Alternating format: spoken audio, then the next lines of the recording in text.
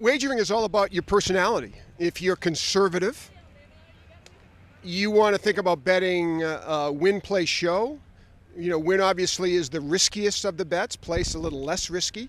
Show doesn't pay as much, but you know, to have a horse run first, second, or third if you are of conservative nature and don't want to get into the many different kinds of bets that they offer, maybe you start out betting to show. You know, and get back $4.20 if a horse runs 1, 2, 3. And if you maybe make a few bucks, you know, if you feel comfortable with that, maybe you look at place and show or win, place and show. And if you're really risky, then you get into all of these mumbo jumbo exactas and trifectas and superfectas, and it would take me 12 hours to explain how they work. But if you like big money, and who doesn't, many people will roll in a superfecta, a trifecta, whatever, and that is, again, a lottery type of bet, really. Experts even try to figure out themselves how to really manipulate numbers and all of that stuff to get the most bang for your buck. But again, if you're conservative and you just start out, I would just stick with the win, place, show across the board, meaning win and place and show. And then maybe delve into some exactas where a horse has to run 1 and 2 and start from that base. And then, you know, when you get comfortable with that, maybe you want to work your way up to like trifectas or superfectas. Daily doubles are good plays. Those are win versus, you know, 2 races simultaneous, race 1 and 2. Racetracks often called rolling doubles, which means you can play them all day. Races 3 and 4, for example. Races 5 and 6, for example. And those are win bets. And I kind of like daily doubles myself. That's one of my favorite plays in racing. There are others as well, but I would start as a rookies to think about win, play, show, and then work from there. TheHorsePlayerNow.com trio of Joe Christofek and Brian Square. To my far left, Spencer. Right next to me is Nato, and today we're going to talk about newbie wagering. And Brian Spencer, you and I have been on several night school tour dates together. You and I have done a lot of fan education days at Arlington Park, in the park area. And there are a lot of different levels of fans, from the person that came out to the racetrack for the first time on that day to the person that has been out several times but really still doesn't understand the wagering process. When someone first comes up to you at the racetrack and they've never been before and they want to learn how to bet, how do you approach that person in that situation? Well, this is an interesting thing to talk about with you, especially because we've had this conversation together about how your style is different than my style in the way that we approach wagering and what we're looking to get out of one individual race. And I think that that's the first thing that I'm looking for when I'm meeting and educating somebody who's just coming out to the track for the first time. What is their sort of stomach for risk, and what kind of potential reward are they looking for? There are some people who want to come out to the track and they just want that thrill of cashing a ticket. They don't care if it's a $2.40 show bet, and that's okay too. And then there are other people who would rather just take their $40 bankroll and be willing to lose it trying to walk out of the track with a few $100s. That's always the number one for me, and then from there you can decide whether you want to stay in the simple win, play, show wagers or whether you want to try to do something a little more complicated but also a little riskier with a little bit of higher potential for walking out of the track with some nice money in your wallet. Well, Brian, Nato, Spencer makes some good points in that there are a lot of different wagers on the menu. You have win, place, and show, exacta, trifecta, multi-race wagers, and it can be intimidating for someone who's never come to the track, who has only come maybe a couple of times during the course of their lifetime, to look at a menu like that and decide where to start.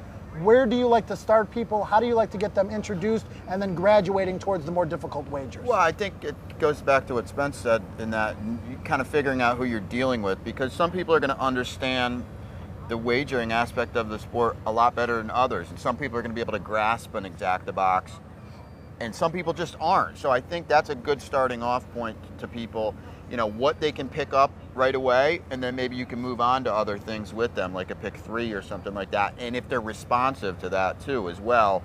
And then that goes back and the risk reward, like you said, not like Spence said, a lot of people, they want to have fun, they want to cash tickets, and the worst thing I think we can do is maybe send people down a road that they might not cash any tickets, because it might not be a great experience, especially if it's that first time at the track.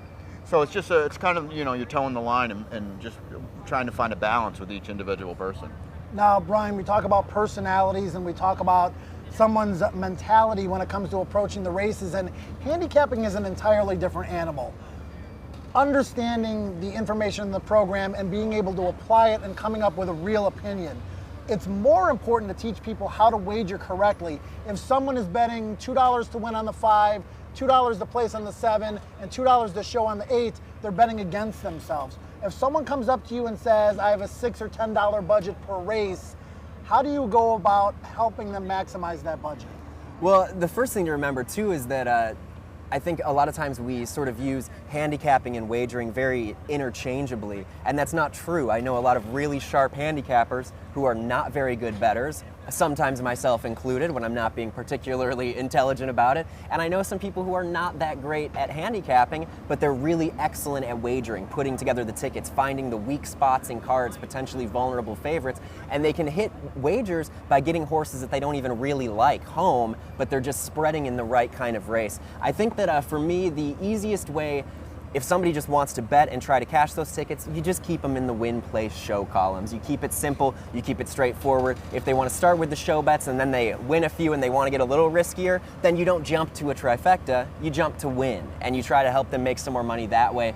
And then you also, I think, not jumping off the deep end too fast is big. When somebody comes up and says, I got $200, I want to walk out of here with 5,000, you don't immediately throw them into, the pick 6. You say, okay, let's dial that enthusiasm back a little bit. Let's maybe start with a couple of $2 exacta partial wheels instead of the one that we may normally offer to somebody like that. Let's go ahead and increase your wager, trying to bring back more money, but I think sometimes you just have to temper that enthusiasm. As much as we want unbridled enthusiasm, sometimes you got to rein it in a little bit and say, let's start slightly risky before we really dive in and try to make you thousands of dollars if that's really what you're after today.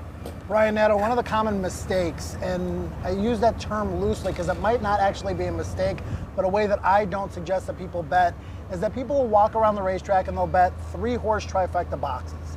They're very difficult to hit, but a lot of times people don't understand any other way to play. You throw the term partial wheel at somebody and they look at you like you're an alien.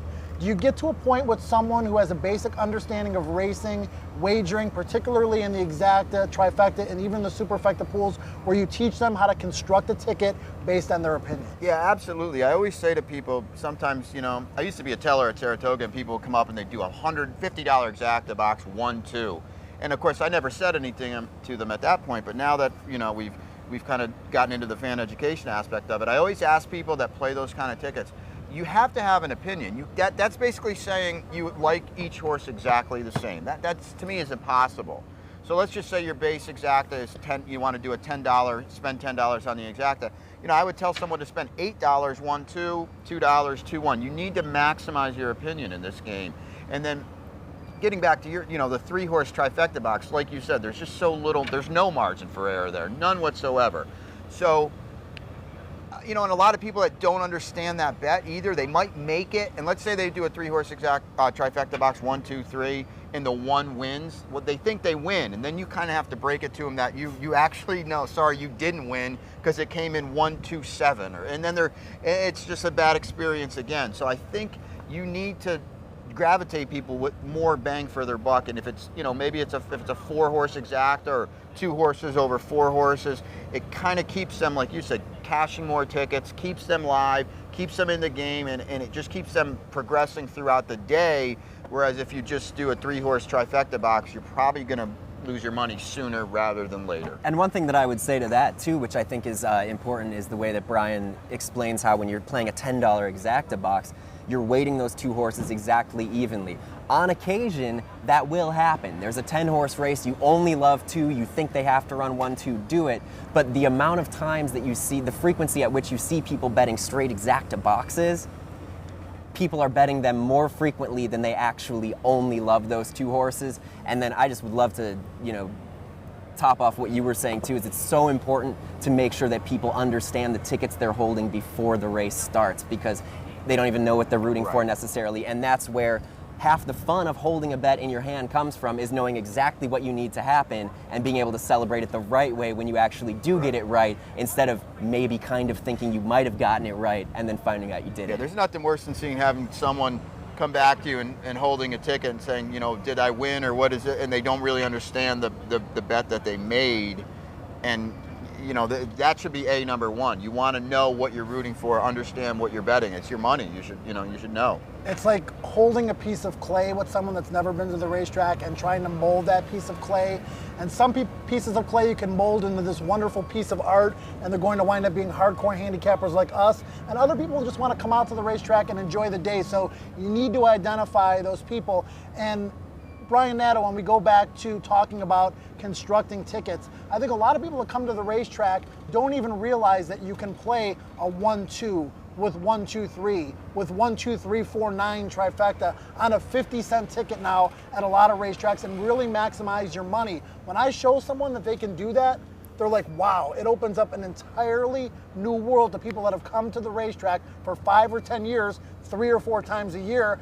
Then they graduate to those kinds of wagers, and now potentially they can really do some damage, once again, like we talked about, based on their opinion. Yeah, I think that's a great, I have a lot of fun with those people, because there are the people that have no clue what they're doing, and then we kind of show them what they're doing. But then there's that person, like you said, who's been coming to the track for 5 or 10 years, and we kind of open up a whole new door for them by showing them a bet that in a 50-cent increment that maybe on paper it looks a little gaudy, and you say, well, that's a bet that might cost $50, and you say, well, actually, it's only actually cost $12 with the way you structure it. And I think I take a lot of pride in that, because again, it's just giving fans more bang for their buck, more opportunities, and especially at that 50-cent increment that you mentioned, you can get so much more coverage on a relatively modest investment. It's really let I'll call him the small-time player into the door of hitting for a big score. And Spence, it brings me back to what's the most important thing when you talk to a newcomer. And to me, leave with more money than you came with, or pay your bar tab, or pay for your lunch. Then graduate to the handicapping aspects of it and become more of a person with a real opinion. But anyone can come to the racetrack on any given day if they know the correct ways to wager and hold their own. I think that's a really good way to look at it, because when you're starting out and even if you've sort of gotten your feet wet in the past but you haven't taken it too seriously, there's a big distinction between having your trip to the track include wagering as a part of your day, which is where you bring up potentially paying your bar tab, or even finding some money to have dinner on the way home after you leave the track, versus having handicapping be your day. For us, that may be the case on a lot of these days. I mean, I'm not interested in buying myself dinner when I go to the track with my bankroll. I want to make enough money where I need to stop at the bank on the way home. But that's the big thing, is you need to make that distinction. Let this be a part of your experience at the track rather than to be your experience at the track when you're just starting out. It doesn't need to be 100% focused around that. Make it fun, make it a part of a good day at the track, and I think that's really the best jumping off point. And teaching someone how to have some success and betting wagers correctly regardless of what horses they like. And I've learned over the years, guys, never talk a person off a horse.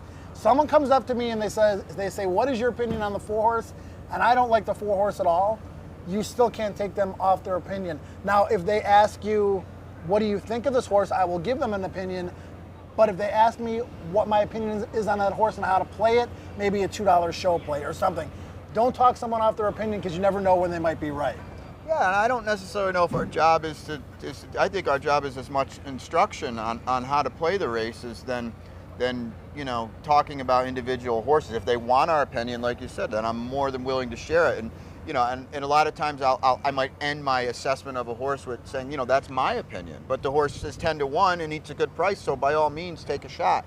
And again, people like who they like, and if they want our expertise, that's fine. But I think in this aspect of it, the newbie aspect of it, it's not necessarily about the horses. It's about the construction. It's about the understanding, the education, and then I think maybe after that you can delve into why should you not like this horse, or why should you like this horse. And Spence, understanding odds, understanding how to read the television screens, understanding how the payoffs work and the exactas, the trifectas, and all the different pools, and most importantly, understanding that the racetrack wants you to win. Mm-hmm. It's not like a casino where they're building giant buildings because of all the people that have lost money in the slot machines. The racetrack wants you to win because I'm betting against you, and I think that's very important for the newcomer to understand. Well, even on the airplane on the way out here to Baltimore, we were talking, and I think there's a little bit of a misconception sometimes that the track necessarily has a vested interest in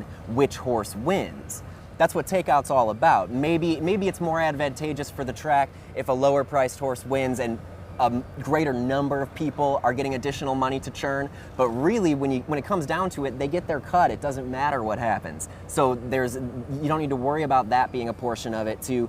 But when you're talking about that, I think one of the things that is interesting too is when we're getting into these exacta partial wheels and everything like that, all that information is scrolling on the TV screen for 15, 20 minutes leading up to the race, and I could count on this hand the number of times that people know where to find that when they're coming into our fan education tent. So I think that learning to read the simulcast feed, learning to see those daily double probables, the exacta probables, I think that's an advantage to the player because you can identify potential underlay exactas, potential overlay exactas, and maybe that can help lead to a better wagering strategy so you aren't spending $9 on an exacta partial wheel to maybe get back 4. That's a very good point. Brian Nadeau, any final thoughts on newbie wagering and the approach and how people should get their feet wet if they've never been to the track or if they're somewhat of a newcomer? Well, I think the bottom line is you have to go into it wanting to have fun, but understand the risk. It's not easy. If it was, everybody would be doing it, and we would be doing it and winning often. It's not as easy as it looks, but that's okay. You have to go in understanding that risk, and then just be prepared to have fun. And the more you learn, I think the more you're going to pick up and the more fun you'll have, and then the better you're going to be at it. And I think, you should want to come back. You should want to share the experience with friends. It's a great sport. You get to go to beautiful places, see beautiful animals, great athletes at work, and, why wouldn't you want to get involved in it? Admission, parking, sometimes free, sometimes not, a program, some piece of information that you're going to need to guide you through the day, $50 to wager, lunch, and a few drinks. You're looking at a day of entertainment for right around $100, and you could actually leave with more money than you came with in the game of horse racing. For Brian Spencer and Brian Nadeau, I'm Joe Christopher. Enjoy this episode of Night School.